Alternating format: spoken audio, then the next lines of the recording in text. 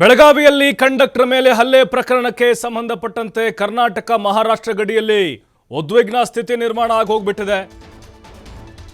ಕನ್ನಡಿಗ conductor ಮೇಲೆ ಈ ಮರಾಠಿ ಕೆಲ ಪುಂಡರು ಹಲ್ಲೆ ಮಾಡಿರುವಂತಹ ಪ್ರಕರಣ ಬಹಳ ದೊಡ್ಡ ಸ್ವರೂಪವನ್ನು ಪಡೆದುಕೊಂಡು ಹೋಗ್ತಾ ಇದೆ.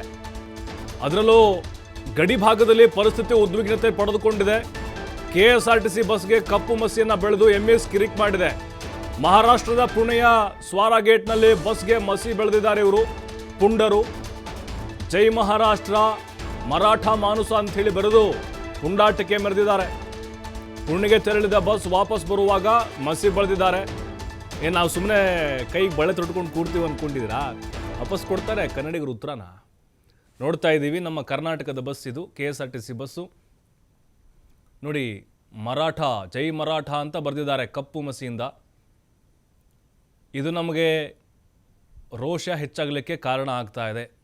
ನಾವಾಗೆ ಹೋಗಿ ಜಗಳ ತೆಗೆದಿದ್ದಲ್ಲ, ಅವರಾಗೆ ಬಂದಿದ್ದು, ಅವರಾಗೆ ನಮ್ಮ ಈ ಮರಾಠಿ ಪುಂಡರೇನಿದ್ದಾರೆ ನಮ್ಮ ಕಂಡಕ್ಟರ್ ಮೇಲೆ ಹಲ್ಲೆ ಮಾಡಿದ್ದು. ನೋಡಿ ಯಾವ ರೀತಿ ಬಸ್ ಮೇಲೆ ಬರಹಗಳನ್ನು ಬರೆದಿದ್ದಾರೆ ಅಂತೇಳಿ, ಜೈ ಮಹಾರಾಷ್ಟ್ರ ಅಂತ ಬರೆದಿದ್ದಾರೆ. ಇದು MSನ ಪುಂಡರು ಮಾಡಿರುವಂಥ ಕಿರಿಕು. ಮರಾಠ ಮಾನುಸ್ ಅಂತ ಬರೆದಿದ್ದಾರೆ. ಜೈ ಕರ್ನಾಟಕ ಅಂಥೇಳಿ ಮಹಾರಾಷ್ಟ್ರದ ಬಸ್ ಮೇಲೆ ಕನ್ನಡಿಗರು ಬರೀತಾರೆ. ಯಾಕೆಂದರೆ ಸುಮ್ಮನೆ ಕೂತಿಲ್ಲ ಇಲ್ಲಿ. ನಿನ್ನೆ ಆಲ್ರೆಡಿ ಅವರಿಗೆ ವಾಪಸ್ ಉತ್ತರ ಕೊಟ್ಟಿದ್ದಾರೆ. ನೋಡಿ ನಮ್ಮ ಕರ್ನಾಟಕದ ಬಸ್ ಮೇಲೆ ಕಪ್ಪು ಮಸಿಯನ್ನು ಬಳದಿದ್ದಾರೆ MASನ ಪುಂಡರು, ಕಿಡಿಗೇಡಿಗಳು. ಯಾಕೆಂದರೆ ಬಹಳ ಬಸ್ಗಳು ನಮ್ಮಿಂದ ಅಲ್ಲಿ ಹೋಗ್ತವೆ, ಅಲ್ಲಿವ್ರದ್ದು ಕೂಡ ಬಸ್ ಬರ್ತವೆ ಇಲ್ಲಿ ಮಹಾರಾಷ್ಟ್ರದಿಂದ ಬೆಳಗಾವಿಗೆ. ಹಾಗಾಗಿನೇ ಕನ್ನಡಿಗರು ಕಾದು ಕೂತಿದ್ದಾರೆ, ಅಲ್ಲಿ ಗಡಿ ಭಾಗದಲ್ಲಿ ಕಾಯ್ಕೊಂಡು ಕೂತಿದ್ದಾರೆ. ಯಾಕಂದರೆ ನೋಡಿ ಪುಂಡಾಟಿಕೆಯನ್ನು ಮತ್ತೆ ಮುಂದುವರಿಸ್ತಾ ಇದ್ದಾರೆ ಇವರು. ಕನ್ನಡಿಗರು ಹೋರಾಟ ಮಾಡಿದ್ವಿ, ಅಲ್ಲಿ ಘಟನೆ ಖಂಡಿಸಿದ್ರು. ಮೊದಲು ಅವ್ರು ಶುರು ಮಾಡಿದ್ದು ಭಗವಾಧ್ವಜ ಕಟ್ಟಿದ್ದವರು. ಇಲ್ಲಿ ನಮ್ಮ ಕನ್ನಡಿಗರು ಅಡ್ಡ ಹಾಕಿ ಇಲ್ಲಿ ಇವರು ಪಾಠ ಕಲಿಸಿದ್ರು, ಮುಗೀತಷ್ಟೇ. ಆದರೆ ಅವರು ಮತ್ತೆ ಮುಂದುವರಿಸ್ತಾರೆ ಅಂತ ಹೇಳಿದ್ರೆ ಕನ್ನಡಿಗರು ಕೂಡ ಇಲ್ಲಿ ಸುಮ್ಮನೆ ಕೂರುವಂತಹ ಪರಿಸ್ಥಿತಿ ಇಲ್ಲ. ಪದೇ ಪದೇ ಎಚ್ಚರಿಕೆಗಳನ್ನು ಕೊಡ್ತಾ ಇದ್ದಾರೆ. ನೋಡಿ MSನವರು ಸುಣ್ಣಾಗಿ ಹೋಗಿದ್ದಾರೆ, ಅವ್ರಿಗೆ ನೆಲೆನೇ ಇಲ್ಲ ಕರ್ನಾಟಕದಲ್ಲೂ ಬೆಳಗಾವಿಯಲ್ಲಿ, ಅವ್ರದ್ದು ಅಸ್ತಿತ್ವ ಇಲ್ಲ. ಈ ರೀತಿ ಬಿಟ್ಟಿ ಪ್ರಚಾರವನ್ನು ತೆಗೆದುಕೊಳ್ಳೋಕ್ಕೋಸ್ಕರ ನಮ್ಮ ಬಸ್ಗಳ ಮೇಲೆ ಈ ರೀತಿ ಮಸಿ ಬೆಳೆದು ಪುಂಡಾಟಿಕೆಯನ್ನು ಮಾಡ್ತಾ ಇದ್ದಾರೆ. ಹಾಗಾಗಿನೇ ನೀವು ನಿಲ್ಲಿಸಿದರೆ ನಾವು ನಿಲ್ಲಿಸ್ತೇವೆ, ನೀವು ಮುಂದುವರಿಸಿದರೆ ಕನ್ನಡಿಗರು ಕೂಡ ಮುಂದುವರಿಸ್ತಾರೆ. ಬಳೆ ತೊಟ್ಕೊಂಡಿಲ್ಲ, ವಿಶಾಲ ಹೃದಯದವರಂತ ನೀವು ಅಂದ್ಕೊಂಡಿದ್ದೀರಿ. ಆದರೆ ಅಂತಹ ವಿಶಾಲ ಹೃದಯ ಏನಲ್ಲ ನಮ್ಮದು. ನೀವು ಹೆಂಗೆ ಉತ್ತರ ಕೊಡ್ತೀರೋ ಅದಕ್ಕೆ ಪ್ರತ್ಯುತ್ತರವನ್ನು ಕನ್ನಡಿಗರು ಕೊಡಬೇಕಾಗತ್ತೆ. ಯಾಕಂತ ಹೇಳಿದ್ರೆ ಇಲ್ಲಿ ಮೊದಲು ಹಲ್ಲೆಯನ್ನು ಮಾಡಿದ್ದು ಆ ಮರಾಠಿ ಪುಂಡರು. ಗಡಿ ಭಾಗದಲ್ಲಿ ಇವರು ಈ ರೀತಿಯಾಗಿ ಪ್ರಚೋದನೆ ಕೊಡ್ತಾ ಇದ್ದಾರೆ. ಈ ಹಿಂದೆನೂ ಕೂಡ ನಾವು ನೋಡಿದ್ವಿ, ಭಾಷೆ ವಿಚಾರ ಅಂತ ಬಂದಾಗ ಈ ಬೆಳಗಾವಿ ಮಹಾರಾಷ್ಟ್ರಕ್ಕೆ ಸೇರಿಸಬೇಕು ಅಂತೇಳಿ ಖ್ಯಾತೆ ತೆಗೆದು ನಮ್ಮ ಕನ್ನಡಿಗರ ಮೇಲೆ ಹಲ್ಲೆ ಮಾಡೋದು, ಬಸ್ಗಳನ್ನ ಗಾಜು ಹೊಡೆಯೋದು ಎಲ್ಲ ಮಾಡಿದ್ರು ಇವರು. ಹಾಗಾಗಿನೇ ಈಗ ಇಂಥವಕ್ಕೆಲ್ಲ MS ಶಿವಸೇನೆಯ ಕೆಲ ಪುಂಡರು ಕುಮ್ಮಕ್ಕನ್ನು ಕೊಡ್ತಾ ಇದ್ದಾರೆ. ನಾವು ಕೂಡ ಅಸ್ತಿತ್ವದಲ್ಲಿದ್ದೇವೆ, ಚಾಲ್ತಿಲಿದ್ದೇವೆ ಅಂತ ತೋರಿಸ್ಕೊಳ್ಳೋಕ್ಕೋಸ್ಕರ. ನೋಡಿ ಬಸ್ಸನ್ನು ಹೆಂಗೆ ಅವರೆಲ್ಲ ಗಬ್ಬೆಬ್ಸಿದ್ದಾರೆ ಅಂಥೇಳಿ. ಅಲ್ಲಿ ಜೈ ಮಹಾರಾಷ್ಟ್ರ ಅಂತ ಬರೀತಾರೆ ಕರ್ನಾಟಕದ ಬಸ್ ಮೇಲೆ. ಮತ್ತೆ ಬರೀತಾರೆ ನೋಡಿ ಕನ್ನಡಿಗರೀಗ, ಜೈ ಕರ್ನಾಟಕ, ಬೆಳಗಾವಿ ನಮ್ದು ಅಂಥೇಳಿ ಬರಹಗಳು ಮಹಾರಾಷ್ಟ್ರದ ಬಸ್ ಮೇಲೆ ಇವತ್ತು ರಾರಾಜಿಸುತ್ತೆ. ಕನ್ನಡದ ಬಾವುಟಗಳು. ಪಾಠ ಕಲಿಸಬೇಕು.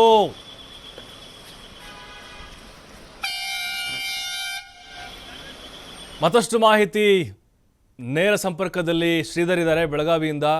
ಶ್ರೀಧರ್, ನೋಡ್ತಾ ಇದ್ವಿ ಕನ್ನಡಿಗರನ್ನ ಮತ್ತೆ ಮತ್ತೆ ಕೆರಳಿಸ್ತಾ ಇದ್ದಾರೆ ಈ ಮರಾಠಿ ಕೆಲ ಪುಂಡರು, MSನವರು, ಶಿವಸೇನೆಯವರು. ಕನ್ನಡಿಗರು ಸುಮ್ಮನಾಗಿದ್ರು, ಮತ್ತೆ ಕೆಣಕ್ತಾ ಇದ್ದಾರೆ, ಕಾಲ್ ಕೆದರಿ ಜಗಳಕ್ಕೆ ಬರ್ತಾ ಇದ್ದಾರೆ. ಇದಕ್ಕೆ ಪ್ರತ್ಯುತ್ತರವನ್ನು ಕೊಡೋದಕ್ಕೆ ಕನ್ನಡಿಗರು ಕೂಡ ಸಿದ್ಧರಾಗ್ತಾ ಇದ್ದಾರೆ.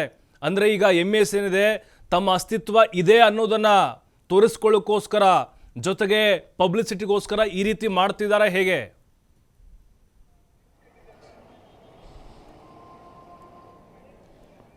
ಪ್ರಭು, ಬೆಳಗಾವಿಯಲ್ಲಿ ಏನು ಕಂಡಕ್ಟರ್ ಮೇಲೆ ಹಲ್ಲೆ ಪ್ರಕರಣ ಏನಿದೆ, ಕನ್ನಡ ಮಾತಾಡುವಂದಿದ್ದಕ್ಕೆ ಹಲ್ಲೆ ಪ್ರಕರಣ ಬೆನ್ನಲ್ಲೇ ಈಗ ಮಹಾರಾಷ್ಟ್ರದಲ್ಲಿ ಏನು ಶಿವಸೇನೆ ಪುಂಡಾಟ ಮುಂದುವರೆದಿದೆ ಅಂತ ಹೇಳ್ಬೋದು. ನಿನ್ನೆಷ್ಟೇ ಏನು ಕೊಲ್ಹಾಪುರದಲ್ಲಿ ಬೆಳಗ್ಗೆ ಕರ್ನಾಟಕದ ಬಸ್ಗಳಿಗೆ ಭಗವಾ ಧ್ವಜವನ್ನು ಹಚ್ಚಿ ಪುಂಡಾಟವನ್ನು ಮೆರೆದಿದ್ರು. ಉದ್ಧವ್ ಠಾಕ್ರೆ ಬಣದ ಒಂದು ಪುಂಡರಿಂದ ಒಂದು ಪುಂಡಾಟಿಕೆ ಆಗಿತ್ತು. ನಿನ್ನೆ ರಾತ್ರಿ ಏನು ಬೆಳಗಾವಿಯಿಂದ ನಾಸಿಕ್ಕಿಂದ ಹೋದಂಥ ಬಸ್ ಏನಿದೆ, ಅಂಬಾರಿ ಬಸ್ಸನ್ನು ಪೂನಾದ ಸ್ವಾರ್ಗೇಟ್ ಏನಿದೆ ಅಂದರೆ ಪೂನಾದಲ್ಲಿರ್ತಕ್ಕಂಥದ್ದು ಪ್ರಮುಖವಾದಂಥ ಬಸ್ ಕೇಂದ್ರ. ಅದು ಆ ಒಂದು ಬಸ್ ಕೇಂದ್ರದಲ್ಲಿ ಅಲ್ಲಿನ ಶಿವಸೇನೆ ಪುಂಡರು ಮತ್ತು MNSದವರು ಕರ್ನಾಟಕದ ಬಸ್ ಮೇಲೆ ಕಪ್ಪು ಮಸಿಯಿಂದ ಜೈ ಮಹಾರಾಷ್ಟ್ರ ಮತ್ತು ಮರಾಠ ಮಾನುಸ್ ಅನ್ನುವಂಥ ಒಂದು ಅಕ್ಷರಗಳ ಬರಹ ಬರೆಯುವ ಮೂಲಕ ಒಂದು ಉದ್ದಟತನವನ್ನು ಪ್ರಶ್ನೆ ಮಾಡಿದ್ದಾರೆ. ಅಂದರೆ ಗಡಿಯಲ್ಲಿ ಈಗ ಭಾಷಾ ವಿವಾದ ಆಗಿರ್ಬೋದು, ಗಡಿಯಲ್ಲಿ ಒಂದು ಉದ್ವಿಗ್ನದ ವಾತಾವರಣ ಸೃಷ್ಟಿಸುವ ಕೆಲಸವನ್ನು ಮಹಾರಾಷ್ಟ್ರದಲ್ಲಿ ಶಿವಸೇನೆ ಪುಂಡರು ಮುಂದುವರಿಸಿದ್ರೆ, ಗಡಿಯಲ್ಲಿ ಅಂದರೆ ಪ್ರಮುಖವಾಗಿ ಬೆಳಗಾವಿಯಲ್ಲಿ MES ಪುಂಡರ ಪುಂಡಾಟಿಕೆಯಿಂದ ಈ ಒಂದು ಸದ್ಯದ ಪರಿಸ್ಥಿತಿ ನಿರ್ಮಾಣ ಆಗಿರ್ತಕ್ಕಂಥದ್ದು ಹೇಳ್ಬೋದು. ಪ್ರಭು, ಒಟ್ಟಿನಲ್ಲಿ ಒಂದು ಕಡೆ ಮಹಾರಾಷ್ಟ್ರದಲ್ಲಿ ಕನ್ನಡ ಬಸ್ಗಳನ್ನು ಟಾರ್ಗೆಟ್ ಮಾಡಿದಾಗ ಅದಕ್ಕೆ ಪ್ರತಿಯಾಗಿ ಕನ್ನಡಪರ ಹೋರಾಟಗಾರರು ಕೂಡ ಕರ್ನಾಟಕಕ್ಕೆ ಬರುವಂಥ ಮಹಾರಾಷ್ಟ್ರ ಬಸ್ಗಳು ಕೂಡ ಒಂದು ಟಾರ್ಗೆಟ್ ಮಾಡಿ ಅವರಿಗೂ ಕೂಡ ಒಂದು ಬಿಸಿ ಮುಟ್ಟಿಸುವಂಥ ಕೆಲಸವನ್ನು ಮಾಡ್ತಾ ಇದ್ದಾರೆ.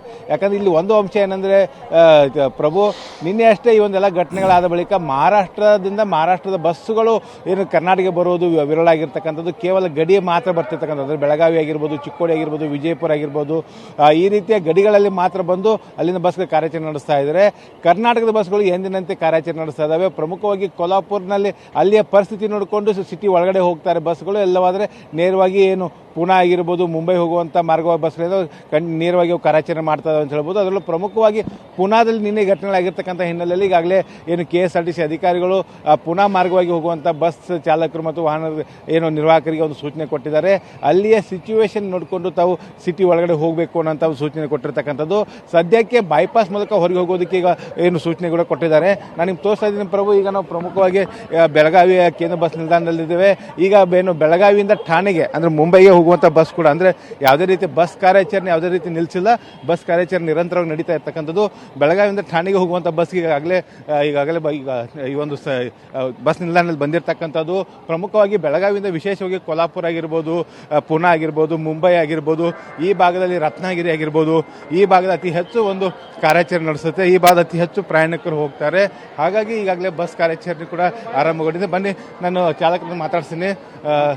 ಸರ್, ಏನು ಹೇಳಿದ್ದಾರೆ ಸರ್ ಇವತ್ತು? ಎಲ್ರಿ ಕೊಲ್ಲಾಪುರ ನೋಡಿ ಪೊಸಿಷನ್ ನೋಡ್ಕೊಂಡು ಹೋಗಂತ. ಏನಂತ ಹೇಳಿದಾರೆ? ಕೊಲ್ಲಾಪುರ ಹೋಗ್ರಿ, ಮುಂದೆ ನೋಡ್ಕೊಂಡು ಹೋಗ್ರತ್ತ. ಅಲ್ಲಿ ಯಾರು ನಿಮ್ಗೆ ಹೇಳ್ತಾರ? ಅಲ್ಲಿ ನಮ್ಮ ಅಧಿಕಾರಿಗಳು ಇರ್ತಾರ ರೋಡ್ ಮೇಲೆ. ನಮ್ಮ ಅಧಿಕಾರಿಗಳು ಇರ್ತಾರೆ ಟೋಲ್ ಗೇಟ್ದಾಗ ನಿಪ್ಪಾನಾಗ ಇರ್ತಾರೆ. ಅಲ್ಲಿ ಹಿಂಗಾದಾಗ ಭಯ ಅನ್ಸಂಗಿಲ್ಲ ನಿಮ್ಗೆ? ಭಯ ಅಲ್ರಿ, ಮತ್ತೆ ಈಗ ಹೊಂಟಾವಲ್ರಿ ಎಲ್ಲ ಬೌಂಡ್ರಿ ತಗ ಹೊಂಟಾವಲ್ರಿ ಗಾಡಿಗಳು. ಬಾರ್ಡರ್ ಹೋಗಿ ಪೊಸಿಷನ್ ನೋಡ್ಕೊಂಡು ಹೋಗೋದು. ಈಗ ಬಿಟ್ಟು ನೀವು ಠಾಣೆಗೆ ಹೋಗಿ ಯಾವಾಗ ಮುಟ್ತಾರೆ? ಠಾಣೆಗೆ ಹೋಗೋದು ಗ್ಯಾರಂಟಿ ಇಲ್ರಿ. ಅಲ್ಲಿ ಹೊಳೆ ಹೋಗೋದು ಈ ಕಡೆ ಬಂದು ಕ್ಲಿಯರ್ ಇದ್ರೆ ಮುಂದೆ ವಿಚಾರ ಅಧಿಕಾರಿಗಳು ಕೇಳ್ಕೊಂಡು ಇವ್ರು ಹೋಗಂದ್ರೆ ಹೋಗಿ.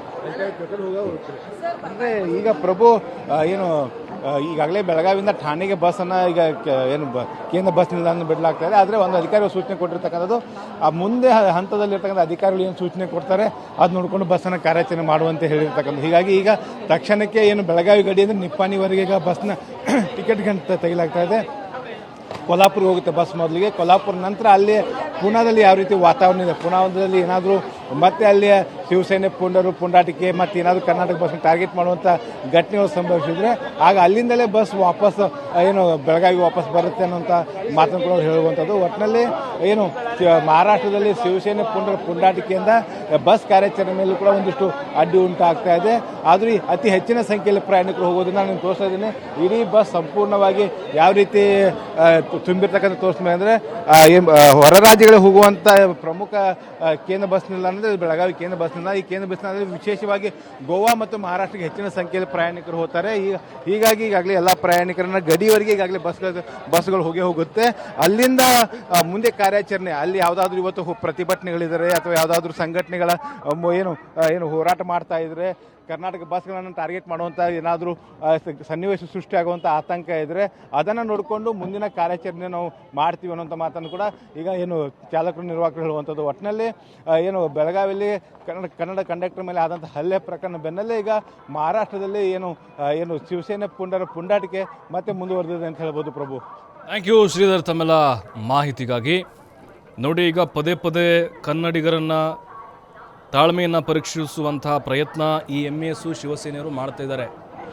ಅಂಬಾರಿ ಏನಿದೆ KSRTC ನೋಡಿ, ಆ ಸ್ಲೀಪಿಂಗ್ ಕೋಚ್ ಬಸ್ ಏನಿದೆ ಅದನ್ನ ಕಂಪ್ಲೀಟಾಗಿ ಮಸಿ ಬೆಳೆದು ಎಲ್ಲ ಗಬ್ ಎಬ್ಬಿಸ್ಬಿಟ್ಟಿದ್ದಾರೆ. ಜೈ ಮಹಾರಾಷ್ಟ್ರ ಅಂತ ಬರೆದಿದ್ದಾರೆ. ಈಗ ಅವ್ರ ಬಸ್ಸು ನೋಡಿ, ಅವ್ರು ಹೆದರ್ಕೊಂಡು ಏನು ಮಾಡಿದ್ದಾರೆ ಮಹಾರಾಷ್ಟ್ರದವರು, ನಾವು ಹಿಂಗೆ ಮಾಡ್ತೀವಿ ಅಂಥೇಳಿ ಬಸ್ಸನ್ನೇ ಬಿಡ್ತಾ ಇಲ್ಲ. ಅವರು ನಮ್ಮ ಬಸ್ ಮಾತ್ರ ಹೋಗ್ತಾ ಇದ್ದಾವೆ, ಸರ್ವಿಸ್ ನಿಲ್ಲಬಾರ್ದು, ಜನರಿಗೆ ಅನಾನುಕೂಲ ಆಗಬಾರ್ದು ಅಂಥೇಳಿ ಬರ್ತವೆ. ಮಹಾರಾಷ್ಟ್ರದಿಂದಲೂ ಬಸ್ ಕೂಡ ಬರ್ತವೆ. ಹಾಗಾಗಿ ಕನ್ನಡಿಗರು ಕೂಡ ಈಗ ಅಲ್ಲಿ ಗಡಿಯಲ್ಲಿ ಕಾದು ಕೂತಿದ್ದಾರೆ. ಬೆಳಗಾವಿ ಬಸ್ ಸ್ಟಾಪ್ನಲ್ಲೂ ಕೂಡ ಇದ್ದಾರೆ. ಹಾಗಾಗಿ ಅವರು ಹೇಗೆ ಉತ್ತರ ಕೊಡ್ತಾರೋ ನಾವು ಹಾಗೇ ಉತ್ತರ ಕೊಡಬೇಕಾಗತ್ತೆ. ನಾವಲ್ಲಿ ಒಂದು ಕಪಾಳಕ್ಕೆ ಹೊಡೆದ್ಮೇಲೆ ನಾವು ಇನ್ನೊಂದು ಕಪಾಳಕ್ಕೆ ಹೊಡ್ರಿ ಅಂತ ಕೂರುವಂಥ ಮನಸ್ಥಿತಿ ಈಗ ಕನ್ನಡಿಗರದ್ದಿಲ್ಲ. ಯಾಕಂದರೆ ಬಹಳ ಸಹಿಸ್ಕೊಂಡು ಬರ್ತಾ ಇದ್ದೀವಿ ನಾವು ಎಲ್ಲದರಲ್ಲೂ ಕೂಡ. ಬಟ್ ಇನ್ಮೇಲೆ ಯಾವುದೇ ಕಾರಣಕ್ಕೂ ಅವ್ರು ಹೇಳಿದ ಹಾಗೆ ಕೇಳೋಕ್ಕಾಗೋದಿಲ್ಲ. ಅದರಲ್ಲೂ ಒಂದು, ಈ ಬೆಳಗಾವಿಯಲ್ಲಿರುವಂತಹ ಮರಾಠಿ ಅಥವಾ ಈ ಮಹಾರಾಷ್ಟ್ರದ ಕಡೆ ಒಲವಿದವರಲ್ಲ ಆ ನಾಡದ್ರೋಹಿಗಳು, ಮೊದಲು ಅವ್ರಿಗೆ ಬುದ್ಧಿ ಕಲಿಸ್ಬೇಕು.